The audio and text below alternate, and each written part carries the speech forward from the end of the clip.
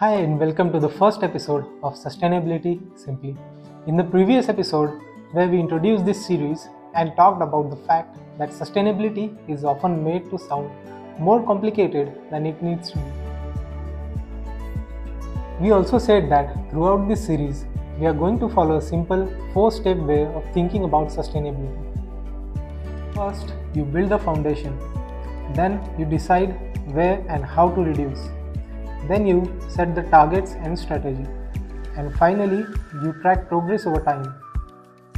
In this first phase of the series, we are focused entirely on the foundational layer, and within that foundation, there are a few core ideas you need to get right. The first and arguably the most important is understanding where emissions are actually coming from. That's what this episode is about. When companies start thinking about sustainability, they usually begin by asking the same question. And when people hear measurement, they often imagine something complex or intimidating. In reality, measurement is simply about understanding where emissions are actually coming from. The problem is, those questions come too early. The cleanest way to think about sustainability is that it doesn't start with action, it starts with measurement. What should we do? Should we set a net zero target? Should we launch a green initiative? Should we buy offsets? Should we publish a report? For a manufacturing company, that usually means looking beyond just what happens inside the factory. Yes, energy use matters. Yes, fuel and equipment matters. For a consumer goods company, measurement often reveals a different picture. Emissions may not be driven by offices or warehouses, but by packaging choices, supply processes.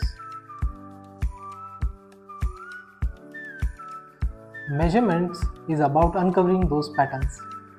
It's about asking, where are emissions concentrated? What activities are actually driving them? And which of these are decisions we influence, even if we don't fully control them? Without measurement, sustainability efforts tend to become scattered. Team focuses on what's visible or easy, rather than what actually makes a meaningful difference. And what happens to products after they are sold? For a services company, the hotspot might sit in travel, IT infrastructure, or purchase services that rarely get questioned. Measurement gives you a map. It shows, for example, that one supply category can matter more than 10 internal initiatives combined. Or that a small design change could reduce emissions far more than an offset program. And this doesn't require perfect data. In practice, measurement is iterative. That's why measurement isn't a reporting exercise, it's a decision-making tool. You can start with what you have. You use estimates where needed, and you improve accuracy over time. The real effort isn't collecting every number perfectly. It's structuring the data in a way that helps you decide where to focus. In the next episode, we'll start the next building block in this foundation and break down what a carbon footprint actually measures and, just as importantly, what it doesn't. That's where a lot of confusion begins.